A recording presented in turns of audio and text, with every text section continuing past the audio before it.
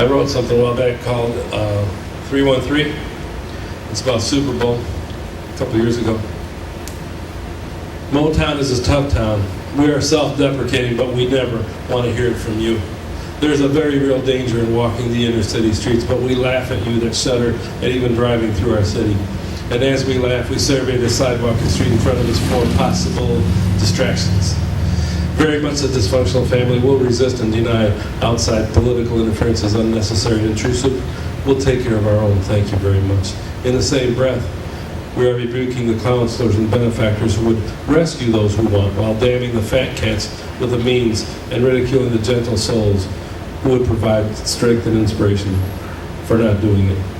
The towers of the world automotive powers cast their shadows over the lightless deserted streets and wooden skeletons of once grand houses. In these towers, sums of money that could dry our Detroit River are bandied about every day, while a vagrant in those same shadows is hustled out from under an overpass, only to find another den to crawl in for the sub-zero night. Thrice recycled yellow paper filled with inky news of the towers trading for the day.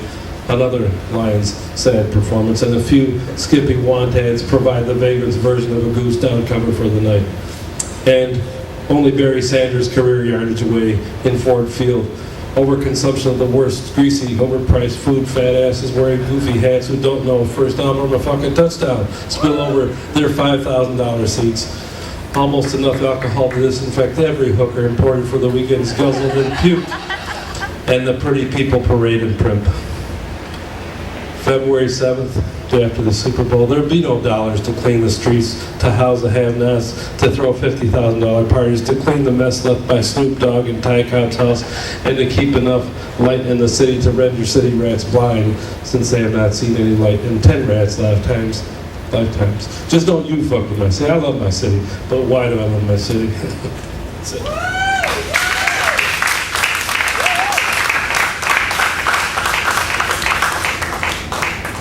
We forgot all about our Northwest versus East Side versus South, but who cares? We're in the same boat, just like you said, John. You know, it's tough to cut any part of it, you know. At any rate, I will. You know, growing up on the Southwest Side, where's my boys? They were here somewhere. We heard there was like real cool stuff going on the East Side and Northwest Side. You know, nice pastimes like feather bowling and bocce ball, stuff like that. You know. We shot a lot of pool, man. We shot some pool. We had some hustlers coming in and out of there. And I'll read you something about that. It's called Smoke and Hustle. Smoking cigarettes and loving that bourbon. Had lots of those nights. Shooting pool. Had a whole lot of breeze. The game is all drama. Heavy blue drama. About nerve and the lack of it. About men and those who portray them. Smoky and smelly. Sneaks into your skin. Worse yet, joins the flow of your blood, but I craved it. Low lights, bad smelling bourbon. Balls cracking, cues pinging, and big money flashing. Guys cussing, bad luck's been lurking around them. But my game is gold, I'm hot, and I'm getting the cheese. Then, down 20, down 50, then it's 100. While sunlight, like honey, oozes over the low light. Now, I'm shuffling off to doolies with $5 bills. Eggs over easy and hot, real hot coffee. Now the dollars ain't shit, man. The drama's the thing. That's it.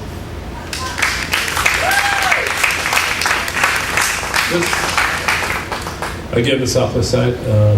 I went to Holy Redeemer, I think I mentioned before. And an old friend of mine, Charlie Brooks, and I were golfing one day, and we heard that they were closing down the old school as we do it. And so we decided to go down because we heard that they had a final party in a place called the Blue Room. That's where we used to have our dances. And so we heard that they were having this gathering there. We decided that we'd go down there and have a couple of beers, and for the first time legally in the Blue Room, where we used to dance in high school. So here we go, Blue Room. We stood in the Blue Room again, me and Charlie Brooks, watching teenage girls again, making even sillier remarks, if that's possible, than we did in 1964. Only now we're seniors. I mean, really seniors. Jesus. I look across the room and Matt Sheedy's cackling with a table full of women, his even redder Irish face now right in the face of the rearing woman next to him.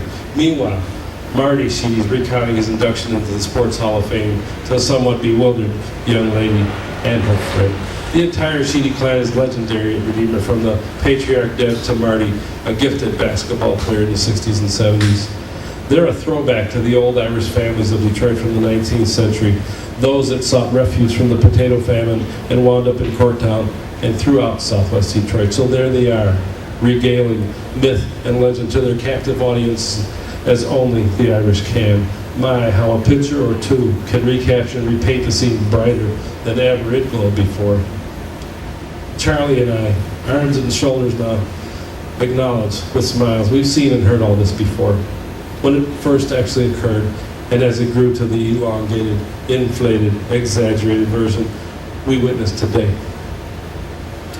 We are not innocent, of course. We also pass along our oversized memories to probably equally bewildered and somewhat bothered listeners that politely tolerate their slightly tipsy senior alumni. As I scan further into the old dance hall, I grab Charlie's arm. There's Virginia Glubowskis. There's Lena Villa, Betty Martinez, and Kathy O'Gorman. Sounds like a UN committee, doesn't it? I still want to do the jerk with Kathy. She always had quite the rack, but I chicken out again. Curious how 5 minutes into reminiscent conversations, it seems you never left that past time frame at all. And so it is as Charlie and I get past that first awkward 300 or 400 seconds. We don't see those new wrinkles and crow's feet, the gray hair and thicker bodies. We're certainly oblivious of ours. We're gabbing it up in the middle of the fucking boom for the last time, just like 40 years never did go by with the badass tempting temps in the background singing, ain't too proud to plead, baby, and me doing a semi-secret temptation walk as David Ruffin gets sissy high with that unforgettable line, Jesus.